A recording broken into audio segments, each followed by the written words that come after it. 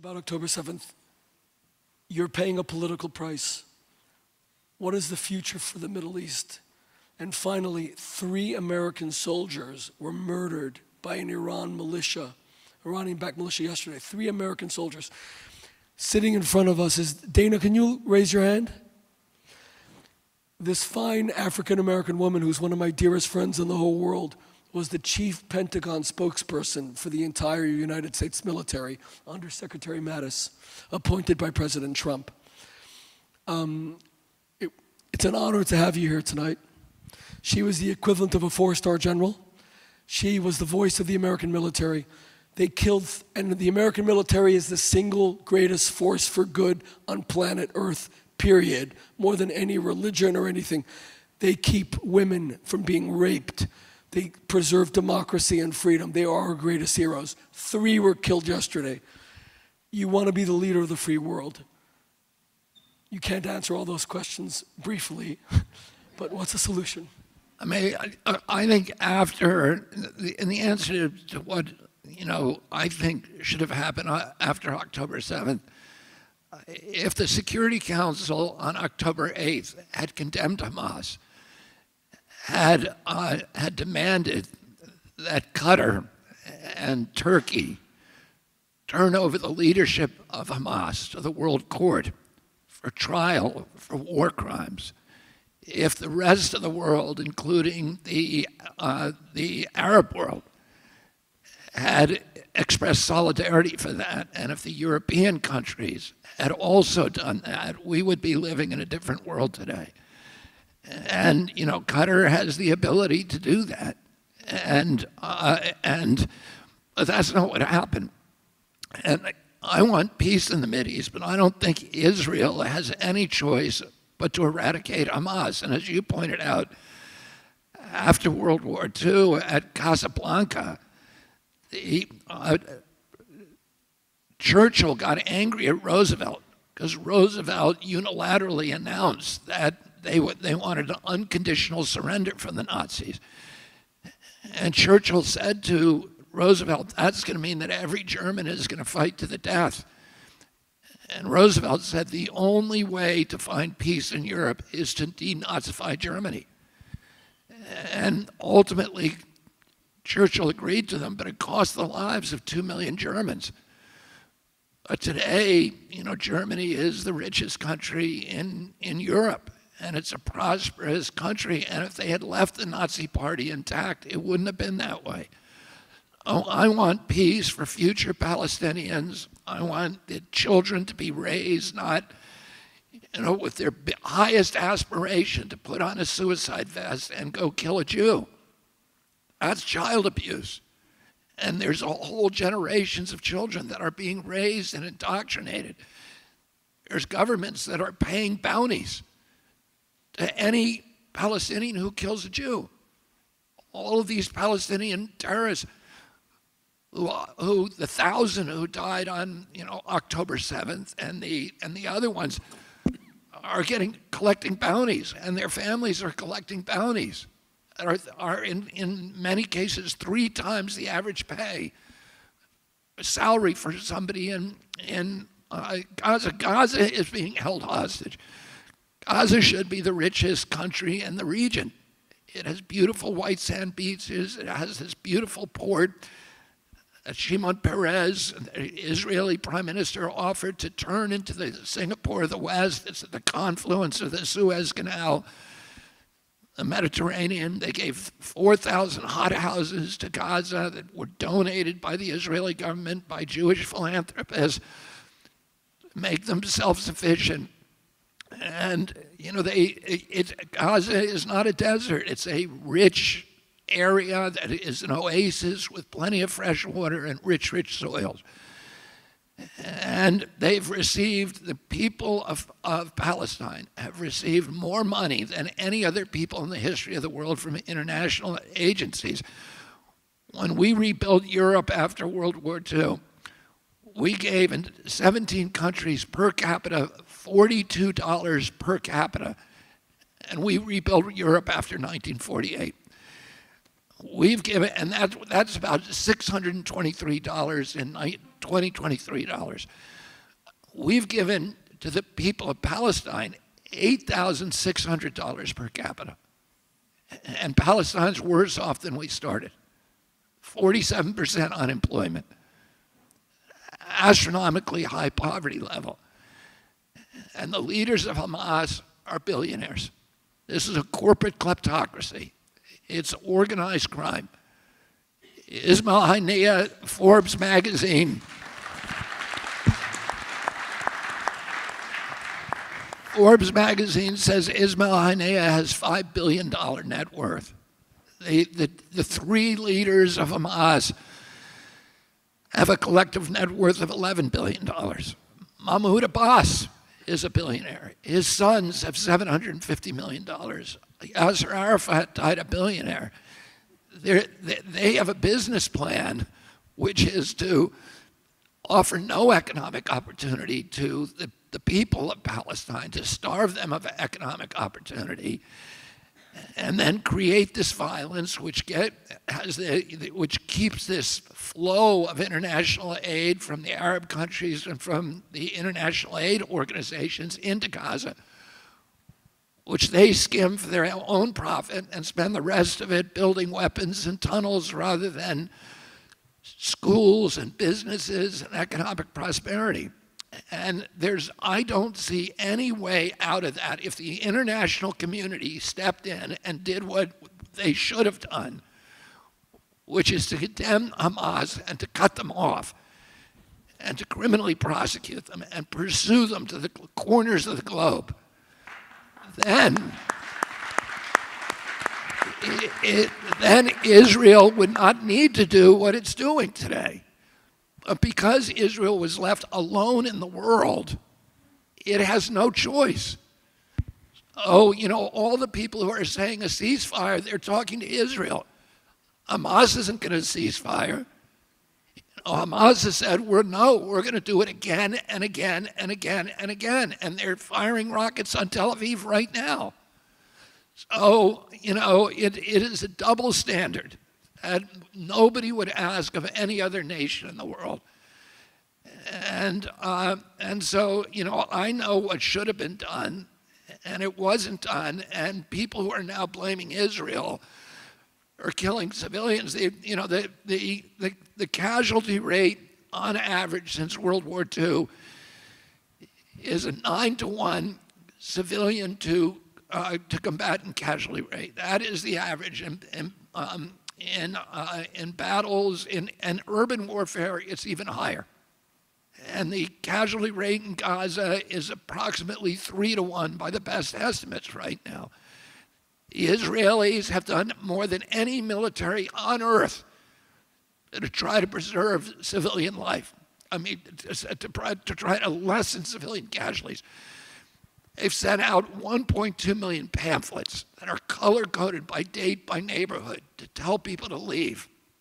They've sent 1.2 million robocalls, 1.2 million text messages, 20,000 personal phone calls by Arabic-speaking members of the IDF, the security services, the landlords and tenants in Gaza who they can reach by phone. They invented a piece of ordinance called the roof knocker, where before they bomb a building, they send a small explosive device over to warn the residents to leave. Well, when they do that, they're warning Hamas to leave too. So they're tying their hands behind their backs to fight an implacable enemy that has vowed genocide against their people.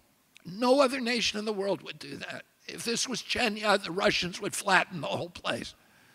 The same as every other nation would do. But Israel puts the IDF forces at risk. It puts itself at an extreme disadvantage by giving a warning before it hits any kind of civilian target. We didn't do that in Germany after the war. People who are holding Israel to a different standard than they would hold any other country. And Israel is fighting this war with a higher level of ethics than any nation has ever fought a war on earth. And of course, there are going to be civilian casualties. There are in every war, and it's tragic. And every one of us suffers every time we see photos of children injured and dead and crying. Nobody wants to see that, but you're fighting an enemy that deliberately uses civilian shields, that puts its missile launchers in schools, in hospitals, that puts its ordnance dumps, its ammunition armories in hospitals, that put the hostages in the Shiva hospital. Oh, and then Israel gets blamed for killing. Why aren't we blaming Hamas, those civilian casualties? Why doesn't the world blame Hamas, those civilian casualties? That is what should have happened, and that's what, you know.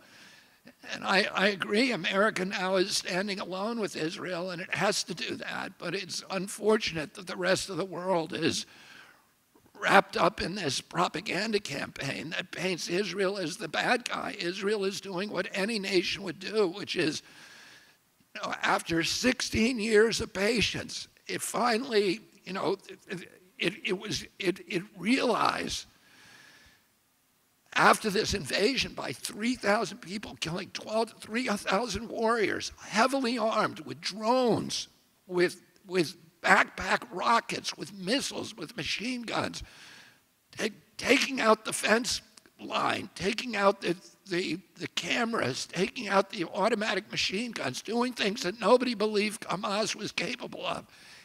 Israel realized this was no longer a tactical option for them. This was a strategic and existential threat to the existence of their nation, and they have no choice to eradicate Hamas, and the world should be supporting them rather than deriding them.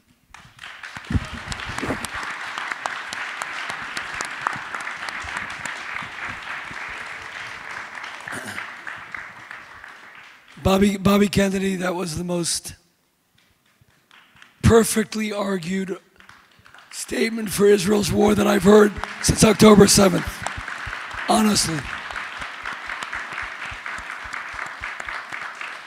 My friends, you have to indulge me for a few minutes because we're going to complete the Torah. Bobby also has to go, but I have to say one thing to you, and then to the Lukes. You know, on the day that a man mourns his mother, on the very first anniversary, and I was very close to my mother, and my mother raised me, and I was her baby. She always called me her baby. On that kind of day, a man is very sincere. And the Talmud says that words that emanate from the heart penetrate the heart. I have watched your presidential candidacy closely. By the way, the head of Bobby's Super PAC is here, Tony Lyons. Are you still here somewhere? I'm not involved in the Super PAC because Tony's my publisher. Why aren't you spending all your time selling my books? But I've watched your campaign. I've watched you attacked. I've watched you called names. The most disgusting thing was when people called you an anti-Semite, when you're the best friend that has ever run for president, best friend Israel's ever had. But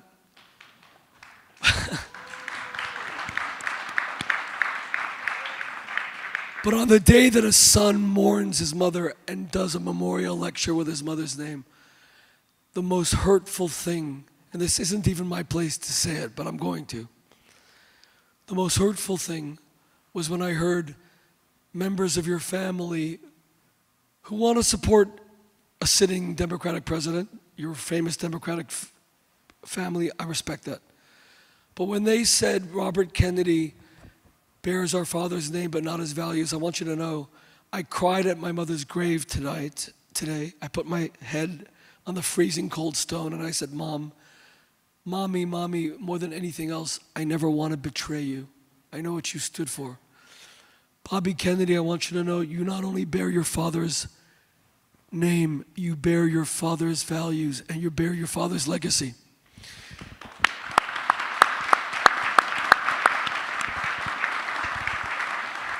Your father was one of the 10 greatest men that this country ever produced, and you are molded so firmly in his image. Your father visited Israel before it was a country as a journalist in the summer of 1948. He wrote 5 articles. He defended Israel with the eloquence that and I sent them to you, and he was amazing. And when he announced for the presidency in April 1968 against the sitting Democratic president named Lyndon Baines Johnson in the United States Senate, in one of the most beautiful speeches he ever gave. The only better speech he gave was the night that Martin Luther King died, when he spoke off the cuff on that flatbed truck. But your father announced immediately that he would sell Israel F-4 Phantom jets that Lyndon Baines Johnson refused to sell. He was always Israel's greatest friend, and you are cut from the same cloth. You don't only bear his name, you bear his values, you bear his image, and you bear his legacy, and God bless you, Bobby. Now I have to explain this. Oh, Sorrel, if you can come here. Gabe, you can take pictures of us explaining this. Nissim, come here. Bobby, do you mind standing here as well? As we get to the last letters, I want to, Sorrel, come here as well. Debbie? So my mother, Bobby, was famous for hospitality. As my sister can tell you, my mother raised me by herself. She had very little money, but every Friday night for the Sabbath, we had 30 or 40 guests. She did that for about 40 years. So she hosted tens of thousands of people. So for her Torah, we created the tent of Abraham, because Abraham's tent had no walls. It only had open space, because he invited in all. And that's why he's Avraham, the father of many nations. Then the 30th day of my mother's passing happened to be the exact 80th anniversary of the murder of Mordechai Anilevich, one of the most greatest Jewish fighters that ever lived. He was the leader of the Warsaw Ghetto Uprising. He was only 23 years old when he died, and he led 700 fighters, and he held off the SS and the Gestapo for 3 weeks in the most famous act of resistance during the Holocaust. He's my personal hero, Mordechai Anilevich. Before he died, in front of Jürgen Stroop, the SS general sent by Heinrich Himmler himself, he actually raised the Israeli flag over the Warsaw Ghetto, and that's commemorated here. And then when Shani Luke was murdered on October 7th, I spoke to my wife. We were crying. I didn't even know if my daughter Rachalea was safe. And I said to Debbie, after I saw the video about Shani Luke came out on Telegram within hours of the murder. I said to Debbie, I'm going to track her parents down, and I found them through the chief IDF spokesperson, Jonathan Conricus, who personally briefed you on the phone. He got me their number. I called you, and I asked you if we could dedicate the Torah to Shani, and we added Shani Luke dancing, as you said, on the front of the Torah.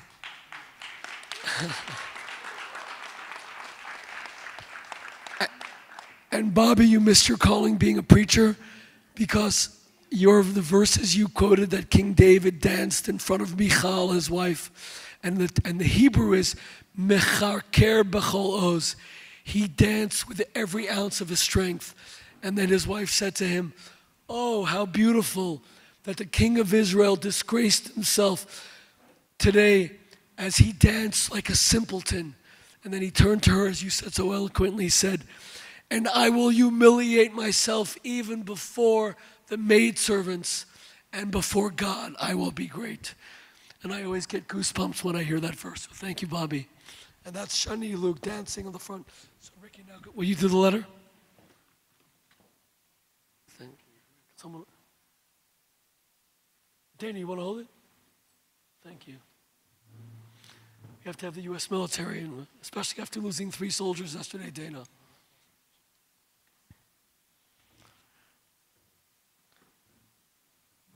Nissim.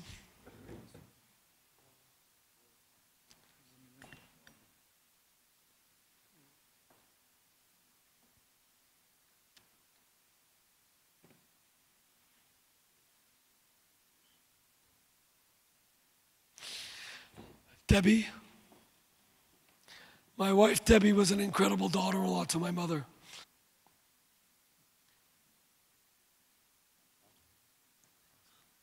What? Okay. Now, Bobby, if you can sit down, we're going to do a few letters. I want to do a letter for. Okay, can we film this now? I want you to film this. I want you to film this. How many do we have? Okay. I want to do a letter for President John Fitzgerald Kennedy, the 60th anniversary of whose murder was 2 months ago. I want to do a letter for Joseph Kennedy Jr., who died fighting the Nazis. Bobby, that was 1944. I'd like to do a letter for your Aunt Kick. Do the next one.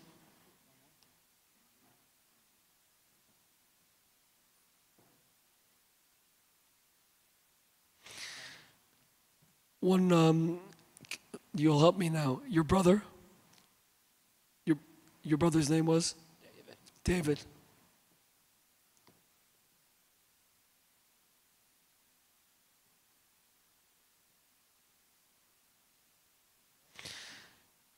Your second brother was Michael, I remember, yeah.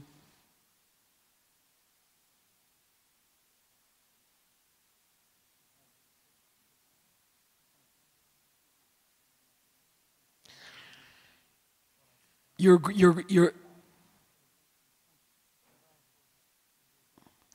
grandmother was the mother of 9 children, all of whom contribute so outstandingly to the United States. We'll do one for Rose Kennedy.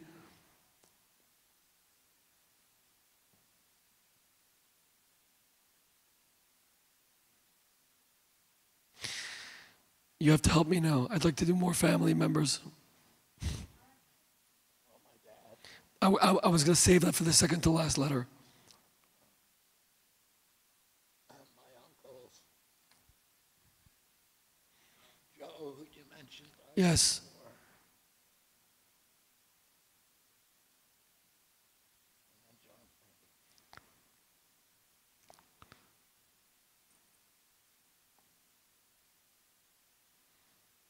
Now I'd like to do it for your father, because that's the last letter of Kol, the Lamed, right? Okay, the Lamed. So your father's getting the last letter of the second to last word. Okay, and I'm going to sit down for that. Thank you, Bobby. Thank you. Wait, hang on.